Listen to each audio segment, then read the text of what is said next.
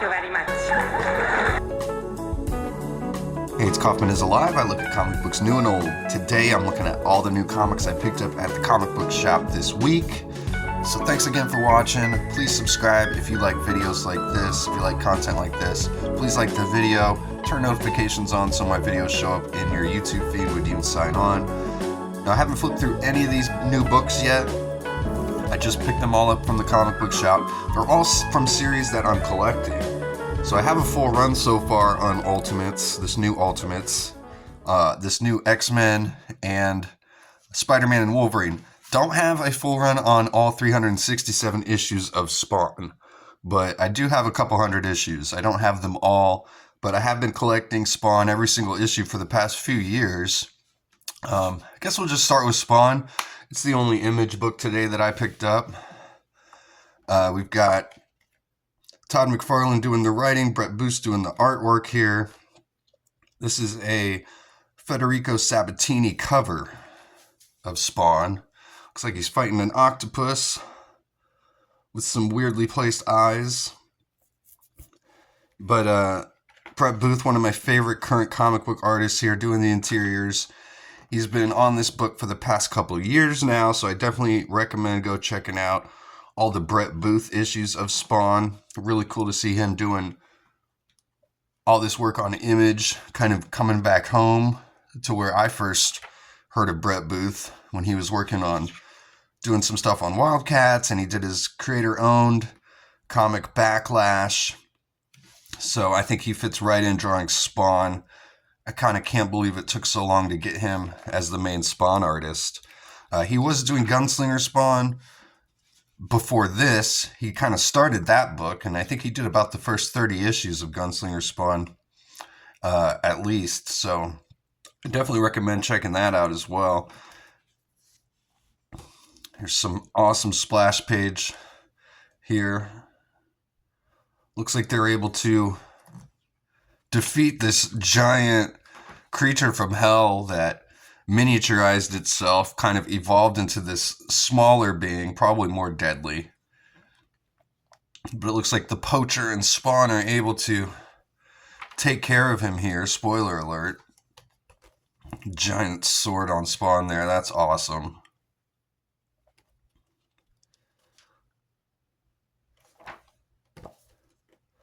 Lots of explosions, lots of necroplasm here. And we get the power meter here at the end of Spawn. This always shows how much power Spawn has on his body, if you weren't aware. It kind of works like a timer too, where it's counting down as he loses his power. So Spawn 367. This looks pretty cool, continuing the Hell Hath Arisen storyline. This is its part 5. And this was a $3.99 book.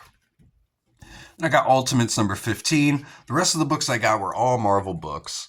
I got this awesome Javier Garrón variant cover of Ultimates. Like I've said before, I always recommend picking up a variant cover of an Ultimate book because they'll always put the main cover on the interior. But kind of cool conceptually with the Hulk smashing something while inside the mouth of the Hulk. But Javier Garrón had done some work recently on X-Men, and I thought he did a pretty good job filling in on that book. I think it was Uncanny, actually, that he was on. But this looks like we're going to be dealing with Shang-Chi here in this issue. He has not shown up yet in the Ultimates. Or they're calling him Shen Kui. Is that how you pronounce it? Shen Ki, maybe? Shen Ki? We'll call him Shen Ki for now. I think that might be how you pronounce it here. Looks like we got a fill-in artist here on this issue as well. Let me see who the artist is here. Juan Frigeri is the main artist on this book, but yeah, we got Von Randall stepping in on this issue. Looks like She-Hulk might have gone crazy here during this.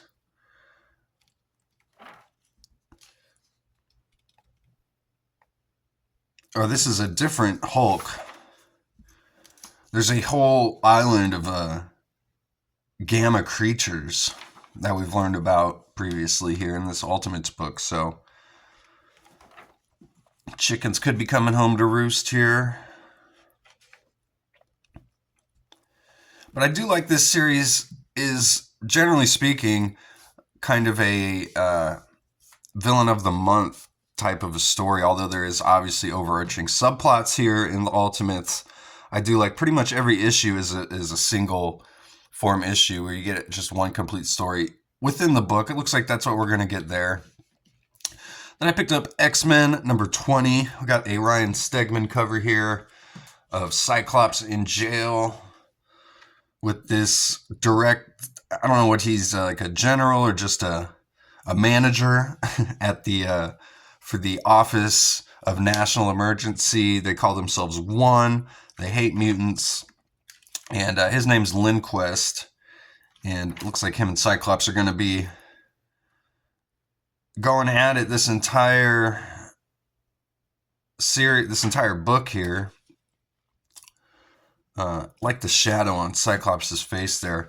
These interior artwork pencils here are by Nitho Diaz. He's one of my favorite pencilers at Marvel right now for sure. I definitely like all his stuff. We got Jed McKay writing. Sean Parsons is the ink. First Cifuentes Suho is the colorist. Clayton Coles is the letterer here. And here's the team. If you haven't been reading this X-Men book at all.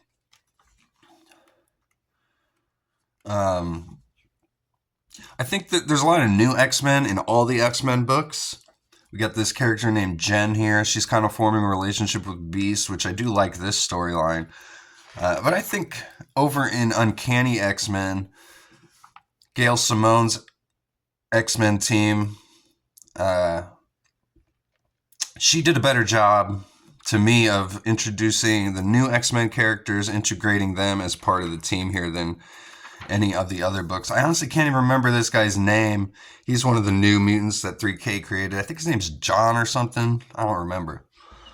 He's always in street clothes at this point. At least Jen's got the X-Men costume, but she needs a code name, I feel like. I like this splash page here. A lot of people probably won't like this guy getting the best of Cyclops, but Cyclops is trying to hold back. He's not using his mutant abilities here, so he's just going in a one-on-one fist fight with this guy. Still, I would think Cyclops would pretty much easily get the best of him, considering he's gone toe-to-toe with Wolverine and Apocalypse and all the most powerful mutants, but still. So we get the X-Men having dinner. Can't have a Marvel comic without a dinner scene and people talking. No, I'm just being facetious. But it is kind of a normal thing you see. It is kind of a trademark, a calling card of the X-Men comic books, or Marvel in general. And that's how they used to, well, they probably still do. That's how you see if an artist is actually any good. Can you just draw a page of two people talking and still making it interesting without throwing any punches? So that's what we're getting here. And I do like this panel design. We're in prison, so the panel layouts are like prison cell. That's really pretty cool conceptually done. And it looks like Lindquist is revealing at the end that his boss is actually a mutant. So Cyclops is confused as I am. And I'm wondering what all of this means with the Age of Revelation coming up here soon. All right, then the last book I got here was Spider-Man and Wolverine number 4. This was a $3.99 book. X-Men was $4.99 if I didn't mention that. But we got Kari Andrews doing the cover here. Now this is his book, doing the artwork, but we got Gerardo Sandoval stepping in as a fill-in artist for this issue. And I feel like the third issue just came out like 2 weeks ago, so I don't know, is this supposed to be a bi-monthly book or not? But there's a very quick turnaround for this one, I felt like. Or maybe it just took me a while to get around to reading issue 3. But at the end of that issue, they got sent to China randomly and ran into Dr. Octopus. So the perfect time to bring in a fill-in artist when you got a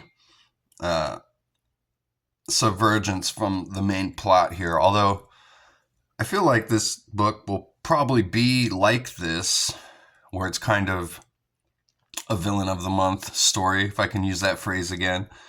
And I would like to kind of see that if Wolverine and Spider-Man keep getting transported to different places in every issue. That might be kind of exciting. We got this new character called Dread Shadow, and he seems to be the one causing all this here. Haven't really gotten a good look at him yet. He looks very 90s, very extreme Image style here. He's got the cybernetic arms, a camo cape, some sort of black mask. Speaking of anime or manga, we got some speed lines here. You could definitely see some Japanese influences in this book. Looks like we're back in New York City here after all of that. I like this page with the panels, with the webbing doing the panels here. Been done before, but it always looks cool. I like the mask here on Spider-Man's been ripped, so you can see his mouth. I always kind of like that when that happens to Spider-Man.